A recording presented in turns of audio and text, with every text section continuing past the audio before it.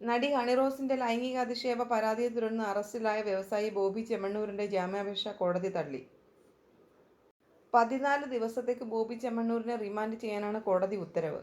Ernakulam judicial first class magistrate കോടതിയാണ് വിധി പറഞ്ഞത്. ഇന്നലെ രാവിലെ വയനാട്ടിൽ നിന്നും കസ്റ്റഡിയിലെടുത്ത ബോബി ചെമ്മണ്ണൂരിന്റെ അറസ്റ്റ് ഇന്നലെ വൈകിട്ട് 8 മണിയോടെയാണ് കൊച്ചി സെൻട്രൽ പോലീസ് രേഖപ്പെടുത്തിയത്.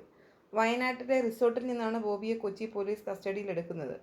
ഇന്ന് 12 മണിയോടെ പ്രതിയെ കോടതിയിൽ ഹാജരാക്കി. ബോബിക്കായി മുതിർന്ന അഭിഭാഷകൻ രാമൻപിള്ള കോടതിയിൽ ഹാജരായി. ഹണിറോസിന്റെ രഹസ്യമൊഴിയും പോലീസ് രേഖപ്പെടുത്തിയിരുന്നു. രൂക്ഷമായ വാദപ്രതിവാദമാണ് കോടതിയിൽ നടന്നത്. ബോബി ചെമ്മണ്ണൂരിനെ കസ്റ്റഡിയിൽ വേണമെന്നും ജാമ്യം നൽകരുതെന്നും പ്രോസിക്യൂഷൻ ആവശ്യപ്പെട്ടപ്പോൾ പരാതിക്കാരിക്കെതിരെ ആരോപണം ഉന്നയിച്ചും ജാമ്യം നൽകണമെന്നുമാണ് പ്രതിഭാഗം ആവശ്യപ്പെട്ടത്. പരാതിക്കാരിക്ക് വേണ്ടത് പബ്ലിസിറ്റിയാണെന്ന് ബോബി ചെമ്മണ്ണൂരിന് വേണ്ടി ഹാജരായ അഡ്വക്കേറ്റ് രാമൻപിള്ള വാദിച്ചു. മുഴുനീള സമൂഹ മാധ്യമങ്ങളിൽ വാർത്തകളിൽ നിറഞ്ഞു നിന്ന് പബ്ലിസിറ്റി നൽകുകയാണെന്നും ആരോപിച്ചു. എന്നാൽ ബോബി ചെമ്മണ്ണൂർ ചെയ്തത് ഗുരുതര കുറ്റമെന്ന് പ്രോസിക്യൂഷൻ വാദിച്ചു. ശരീരത്തിൽ പരിക്കുണ്ടോ എന്ന് മജിസ്ട്രേറ്റ് ചോദിച്ചപ്പോൾ 2 ദിവസം മുമ്പ് വീണിരുന്നുവെന്നും അതിന്റെ പരിക്കുണ്ടെന്നും ബോബി ചെമ്മണ്ണൂർ അറിയിച്ചു. പോലീസ് മർദ്ദിച്ചിട്ടില്ലെന്നും അൾസർ രോഗിയാണ് താനെന്നും ബോബി പറഞ്ഞു. ഡിജിറ്റൽ തെളിവുകളടക്കം പരിശോധിക്കണമെന്നും ജാമ്യം നൽകരുതെന്നും വാദിച്ച പ്രോസിക്യൂഷൻ ബോബി ചെയ്തത് ഗൗരവമേറിയ കുറ്റമെന്നും ചൂണ്ടിക്കാട്ടി. പരാതിയിൽ ഉന്നയിക്കുന്ന വീഡിയോ പരാതിക്കാരി തന്നെ സമൂഹ മാധ്യമങ്ങളിൽ പോസ്റ്റ് ചെയ്തിട്ടുണ്ടെന്ന് പ്രോസിക്യൂഷൻ പറഞ്ഞു.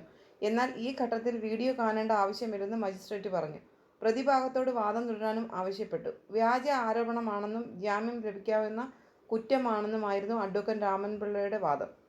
കുന്തിദേവി പരാമർശത്തിന് ശേഷവും ഇരുവരും സൗഹൃദത്തിലായിരുന്നു. അതിന്റെ തെളിവാണ് വീഡിയോ എന്നും അഭിഭാഷകൻ വാദിച്ചു. ശരീരത്തിൽ സ്പർശിച്ചു എന്ന് പറയുന്നത് തെറ്റെന്നും ബോബി. 30 മണിക്കൂറായി പോലീസിന്റെ കസ്റ്റഡിയിലാണ്. ഫോണും കസ്റ്റഡിയിലെടുത്തു.